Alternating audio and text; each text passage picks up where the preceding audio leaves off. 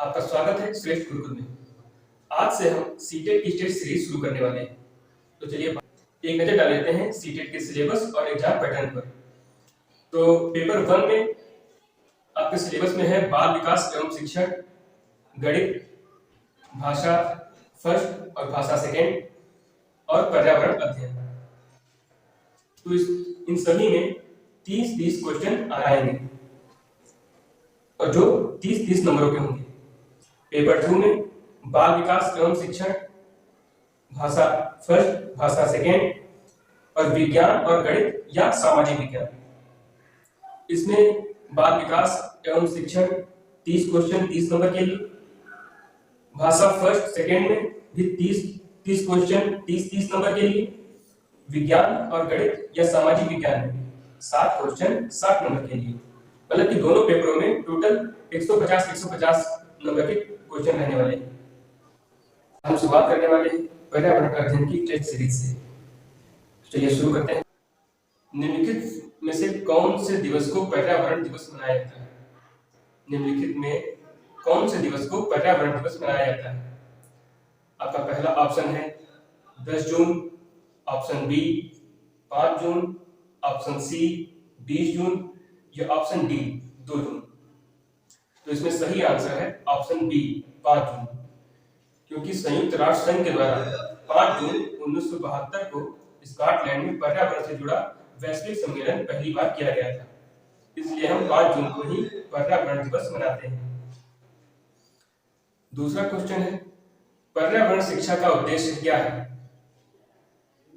Option A पर्यावरण की सुरक्षा तथा संरक्षण, ऑप्शन बी पर्यावरण के संसाधनों का अधिकतम उपयोग या ऑप्शन सी पर्यावरण के संसाधनों का न्यूनतम उपयोग या कोई नहीं। तो इसमें सही ऑप्शन है ऑप्शन ए पर्यावरण की सुरक्षा तथा संरक्षण। इसके लिए छात्रों को पर्यावरण के लिए जागरूक करना होता है ताकि वो भावनात्मक रूप से पर्यावरण से जुड़ सकें। हमारा तीसरा क्वेश्चन है स्कूलों में पर्यावरण के प्रति जागरूकता लाने हेतु छात्रों की मानसिकता में बदलाव लाने के लिए कौन सी रणनीति कारगर सिद्ध होगी?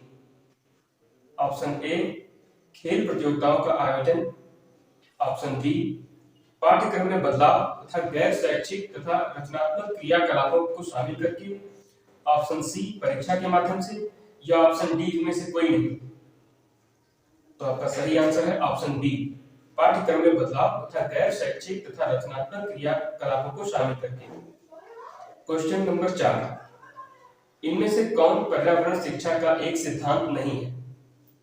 ऑप्शन ए पर्यावरण शिक्षा में सभी की सहभागिता, ऑप्शन बी पर्यावरण शिक्षा जीवन पर्यंत शिक्षा प्रणाली नहीं है, ऑप्शन सी पर्यावरण शिक्षा एक समेकित तथा सामुदायिक प्रयास होना चाहिए या ऑप्शन डी पर्यावरण शिक्षा का सामाजिक तथा आर्थिक उद्देश्यों के साथ समुचित तालमेल तथा समस्त प्राथमिकता के आधार पर प्रचार प्रसार होना चाहिए। तो इसका सही आंसर है ऑप्शन बी पर्यावरण शिक्षा जीवन पर्यंत शिक्षा प्रणाली नहीं है। तो इस क्वेश्चन में पूछ रहा है कि कौन सा एक सिद्धांत नहीं है, तो ऑप्शन बी हमारा सिद्धांत नहीं है, इसलिए ऑप्शन बी हमारा सही आंसर है। अगला क्वेश्चन है प्राथमिक कक्षाओं के विद्यार्थियों को मानचित्र शिक्षण के लिए निम्नलिखित में से कौन सी युक्ति सर्वाधिक उपयुक्त प्रतीत होती है? ऑप्शन ए अध्यापक द्वारा श्याम पट्ट पर मानचित्र बनाना तथा शिक्षार्थियों को विभिन्न स्थानों की स्थिति बताने को कहना, ऑप्शन बी शिक्षार्थियों को निर्देश देना कि वे घर से भारत का मानचित्र लेकर आए, ऑप्शन सी शिक्षार्थियों को एटलस दिखाना और विभिन्न स्थानों की स्थिति बताने के लिए कहना, या ऑप्शन डी शिक्षार्थियों की सहायता करना कि वे अपने ही संकेतों का उपयोग करते हुए अपने निकटतम परिवेश का मानचित्र बनाएं तथा वस्तुओं की सापेक्ष स्थिति और दिशा पर ध्यान केंद्रित करें। तो इसमें आपका ऑप्शन डी एकदम राइट आंसर है, क्योंकि शिक्षार्थियों की सहायता करना कि वे अपने ही संकेतों का उपयोग करते हुए अपने निकटतम परिवेश का मानचित्र बनाएं तथा वस्तुओं की सापेक्ष स्थिति और दिशा पर ध्यान केंद्रित करें। ऐसा करके वो पर्यावरण का पूर्ण रूप से अवलोकन कर पाएंगे और उसको समझ पाएंगे। आते हैं अगले क्वेश्चन पर। यदि हम पक्षियों का अवलोकन करते हैं तो हम यह पाते हैं कि अधिकांश पक्षी अपनी गर्दन अत्यधिक हिलाते हैं। इसका कारण क्या है? ऑप्शन ए, अधिकांश पक्षियों के नेत्र स्थिर होते हैं और घूम नहीं सकते, या ऑप्शन बी, इनके कान ढके होते हैं और वे उड़ सकते हैं, ऑप्शन सी, पक्षियों के दो नेत्र होते हैं, या ऑप्शन डी, इनके नेत्र दो भिन्न भिन्न वस्तुओं को एक ही समय पर फोकस कर सकते हैं। तो इसमें आपका सही ऑप्शन है ऑप्शन ए, अधिकांश पक्षियों के नेत्र स्थिर होते हैं और घूम नहीं सकते, क्योंकि उनकी पुतलियां ही स्थिर होती हैं, इसलिए वो अत्यधिक गर्दन हिलाते हैं। आते हैं अगले क्वेश्चन पर। अगला क्वेश्चन है, रीना को आम पसंद है, वह इन्हें जाड़े के लिए संरक्षित करना चाहती है। निम्नलिखित में से कौन सा तरीका संरक्षण के लिए सर्वाधिक उपयुक्त है? ऑप्शन ए, अचार और आम पापड़ बनाना, ऑप्शन बी, जूस तैयार करना और वायुरोधी डिब्बे में संचित करना, ऑप्शन सी, प्लास्टिक के थैले में रखना, या ऑप्शन डी, रेफ्रिजरेटर में संचित करना। तो इसमें आपका सही ऑप्शन होगा ऑप्शन ए, अचार और आम पापड़ बनाना। इसके जरिए आम को काफी लंबे समय तक संरक्षित कर सकती है। बात करते हैं अगले क्वेश्चन की। कोई किसान उर्वरकों और कीटनाशकों का अधिक उपयोग करके अपने खेतों में बार बार धान की फसल उगा रहा है। ऐसा करने से उसके खेतों की मृदा पर क्या प्रभाव पड़ेगा? ऑप्शन ए, केवल धान की फसलों के लिए ही उपयोगी रहेगी, ऑप्शन बी, जुताई के लिए उपयुक्त बन जाएगी, ऑप्शन सी, बंजर हो जाएगी, या ऑप्शन डी, अन्य फसलों के लिए भी उपयुक्त बन जाएगी। तो इसका राइट आंसर है ऑप्शन सी, मृदा बंजर हो जाएगी, क्योंकि धान की फसल अधिक उर्वरक मांगती है और बार बार धान की फसल उगाने से मृदा में अधिक मात्रा में उर्वरक और कीटनाशक घुल जाते हैं, जिससे मृदा बंजर हो जाती है। तो इसका ऑप्शन सी सही होगा, मृदा बंजर हो जाएगी। अब अगला क्वेश्चन, नीचे दिए गए सभी जानवरों में निम्नलिखित में से कौन सी विशेषता पाई जाती है? छिपकली, गौरैया, केंचुआ, सांप। ऑप्शन ए, ये अंडे देते हैं, ऑप्शन बी, ये जहरीले होते हैं, ऑप्शन सी, ये भूमि एवं जल दोनों में रह सकते हैं, ये ऑप्शन डी, इनके शरीर में शल से ढके रहते हैं। तो इनमें आपका सही ऑप्शन होगा ए, ये सभी जीव अंडे देते हैं, इसीलिए इन्हें अंडयुज कहते हैं, और जो जीव बच्चे देते हैं उन्हें जरायुज कहते हैं। तो आते हैं अगले क्वेश्चन पर। प्राथमिक स्तर पर पर्यावरण अध्ययन के शिक्षण में कहानियों और कविताओं का प्रभावी ढंग से उपयोग किया जा सकता है। ऐसा करने का मुख्य उद्देश्य क्या है? कक्षा की विविधता की पूर्ति, या ऑप्शन बी, सीखने के लिए संदर्भगत वातावरण प्रदान करना, ऑप्शन सी, पाठों को आनंददायक बनाना, ऑप्शन डी, भाषिक कौशलों को बढ़ावा देना। आपका सही ऑप्शन होगा ऑप्शन बी, सीखने के लिए संदर्भगत वातावरण प्रदान करना, ताकि छात्र पर्यावरण का अध्ययन सहज रूप से कर पाए। तो आते हैं अगले क्वेश्चन पर। विद्यालय में मिड डे मील के समय के लिए कौन सा वाक्य सबसे प्रासंगिक है? ऑप्शन ए, यह शिक्षण अधिगम के बहुत ही मूल्यवान समय को बर्बाद करता है, या ऑप्शन बी, शिक्षण अधिगम के साथ इसका कोई लेना देना नहीं है, या ऑप्शन सी, यह ईवीएस शिक्षण अधिगम के लिए एक अच्छा शिक्षण अधिगम का अवसर है, या ऑप्शन डी, यह उन बच्चों के लिए है जो विद्यालय में खाली पेट आते हैं। तो इसका सही आंसर होगा ऑप्शन सी, यह ईवीएस शिक्षण अधिगम के लिए एक अच्छा शिक्षण अधिगम का अवसर है। और जैसा कि आप जानते ही होंगे, मिड डे मील योजना कब शुरू की गई थी? ये 15 अगस्त 1995 से पूरे भारत में शुरू की गई थी, जो अब तक की काफी सफल योजना साबित हुई है। तो आते हैं अगले क्वेश्चन पर। पर्यावरण अध्ययन के संदर्भ में बोझ के बिना सीखना क्या बताता है? ऑप्शन ए, ईवीएस पाठ्यक्रम को आधा करने की जरूरत है, या ऑप्शन बी, स्कूल बैग का वजन कम करने की जरूरत है, या ऑप्शन सी, ईवीएस पाठ्य पुस्तकों में अध्यायों की संख्या को कम करने की जरूरत है, या ऑप्शन डी, अवरोध का भार कम करने की जरूरत है। तो इसका सही ऑप्शन होगा, सही आंसर होगा ऑप्शन डी, अवरोध का भार कम करने की जरूरत है।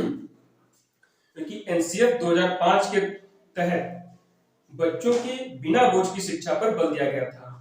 इसमें बच्चों को किताबी ज्ञान की बजाय व्यवहारिक ज्ञान ज्यादा दिया जाता है। तो आते हैं अगले क्वेश्चन पर। ईवीएस कक्षा में समूह में सीखने का क्या उद्देश्य है? ऑप्शन ए, छात्रों को आसानी से प्रतिबंधित करना और वर्कलोड को कम करना, या ऑप्शन बी, लड़के और लड़कियां अलग अलग सीख सकते हैं, या ऑप्शन सी, कम और उच्च प्रदर्शन करने वाले छात्रों को अलग अलग करना और उपचारात्मक शिक्षण देना, या ऑप्शन डी, सहयोग के मूल्यों को लागू करने और एक साथ काम करने के लिए बच्चे को सक्रिय रूप से भाग लेने में सक्षम बनाना। तो आपका सही आंसर होगा ऑप्शन डी, सहयोग के मूल्यों को लागू करने और एक साथ काम करने के लिए प्रत्येक बच्चे को सक्रिय रूप से भाग लेने में सक्षम बनाना।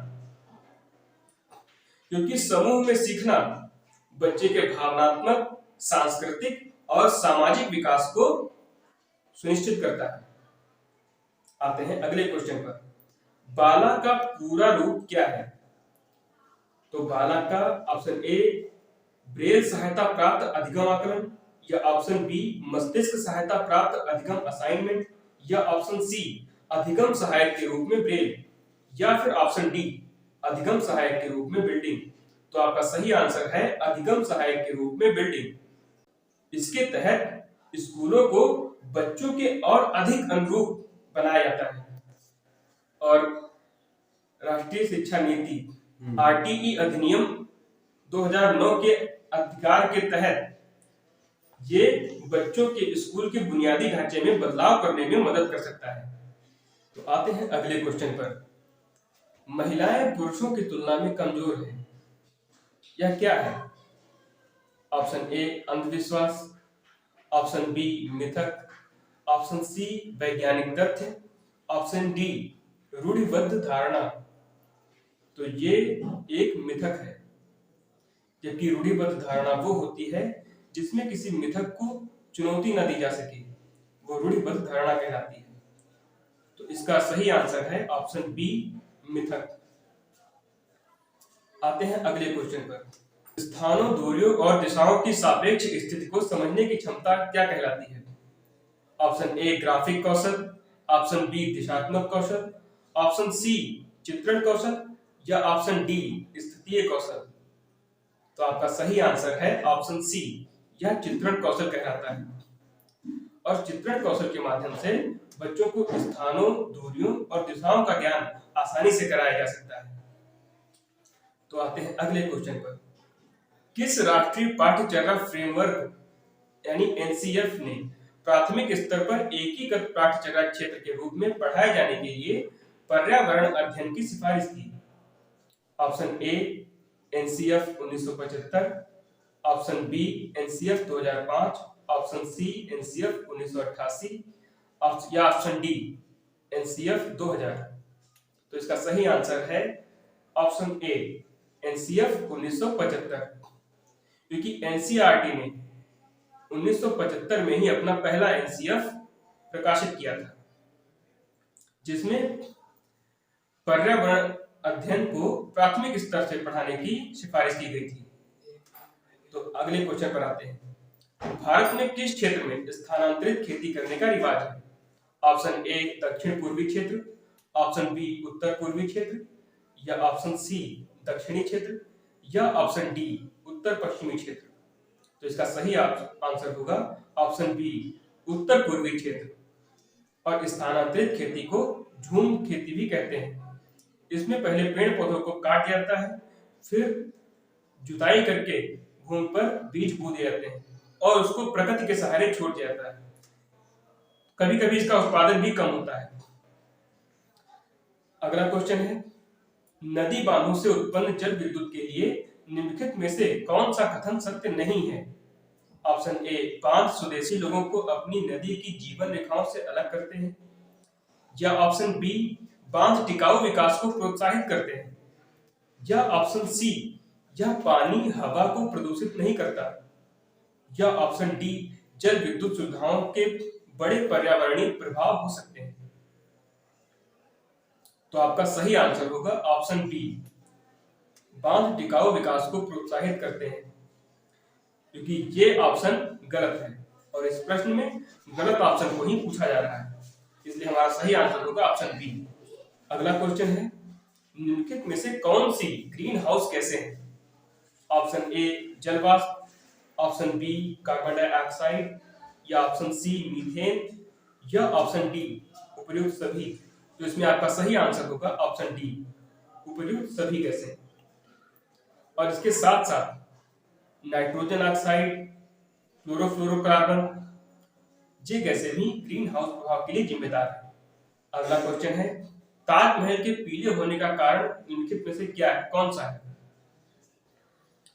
Option A chlorine, option B nitrogen dioxide, option C sulphur dioxide, या ऑप्शन डी सल्फर। तो आपका सही आंसर होगा ऑप्शन सी सल्फर डाइऑक्साइड, क्योंकि ये नमी के साथ एसिड बनाते हैं और एसिड से भवनों और पेड़ पौधों पर प्रतिकूल प्रभाव पड़ते हैं। अगला क्वेश्चन है, सुषमा चाहती है कि उसके छात्रों को पेड़ पौधों के संरक्षण के लिए संवेदनशील बनाया जाए, तो निम्नलिखित में से कौन सी ऐसा करने की सबसे उपयुक्त रणनीति है? ऑप्शन ए बच्चों को एक पौधे को अपनाने और पोषित करने में मदद की जाए, या ऑप्शन बी कक्षा में बहस आयोजित की जाए, या ऑप्शन सी समूह चर्चा करवाई जाए, या ऑप्शन डी पोस्टर बनाना। तो आपका सही आंसर होगा ऑप्शन ए बच्चों को एक पौधे को अपनाने और पोषित करने में मदद करना। इससे बच्चे भावनात्मक रूप से पर्यावरण से जुड़ पाएंगे। जब किसी चीज के साथ आप वक्त बिताते हैं तो आप उससे एक भावनात्मक जुड़ाव महसूस करने लगते हैं। तो ऐसा उस बच्चों के साथ भी होगा जो पौधों को अपनाएंगे, देखभाल करेंगे। अगला क्वेश्चन है, भारतीय संविधान द्वारा उपलब्ध किए गए मूलभूत अधिकारों का मुख्य उद्देश्य क्या है? ऑप्शन ए बच्चों का सर्वांगीण विकास, बी पुरुषों का सर्वांगीण विकास, सी महिला सशक्तिकरण, या डी नागरिकों के व्यक्तित्व का सर्वांगीण विकास। तो आपका सही आंसर होगा ऑप्शन डी नागरिकों के व्यक्तित्व का सर्वांगीण विकास। भारतीय संविधान में मूलभूत अधिकार अनुच्छेद 12 से लेकर अनुच्छेद 32 तक दिए गए हैं और ये राज्य के विरुद्ध है, क्योंकि इनमें नागरिकों को महत्व दिया जाता है। आते हैं अगले क्वेश्चन पर। एक शिक्षिका तनावग्रस्त बच्चे की पहचान कर सकती है, कैसे? ऑप्शन ए पढ़ाई में पूर्ण एकाग्र हो, या ऑप्शन बी बच्चा बहुत बात करता हो, या ऑप्शन सी बच्चा हाइपर एक्टिव हो, या ऑप्शन डी आक्रामक व्यवहार द्वारा। तो आपका सही ऑप्शन होगा ऑप्शन डी आक्रामक व्यवहार द्वारा, क्योंकि तनावग्रस्त बच्चा छोटी छोटी बातों पर चिढ़ जाता है और वो अपने सहपाठी के साथ आक्रामक व्यवहार करता है। अगला क्वेश्चन है, निम्नलिखित में से जीवन प्रक्रियाओं का कौन सा युग्म पेड़ पौधे और जीव जंतुओं दोनों में मिलता है? ऑप्शन ए प्रजनन और भोजन बनाना, ऑप्शन बी प्रजनन और अंकुरण वृद्धि और अंकुरण करना, ऑप्शन सी वृद्धि और प्रजनन करना, या ऑप्शन डी वृद्धि और भोजन बनाना। तो इसमें आपका सही ऑप्शन होगा वृद्धि और प्रजनन, क्योंकि पेड़ पौधे और जीव जंतु दोनों वृद्धि करते हैं और पेड़ पौधे परागण के माध्यम से प्रजनन करते हैं और जबकि जीव जंतु सहवास के द्वारा प्रजनन करते हैं। तो आपका सही ऑप्शन होगा ऑप्शन सी। मिलते हैं नेक्स्ट वीडियो में, तब तक आप स्वस्थ रहें और सुरक्षित रहें।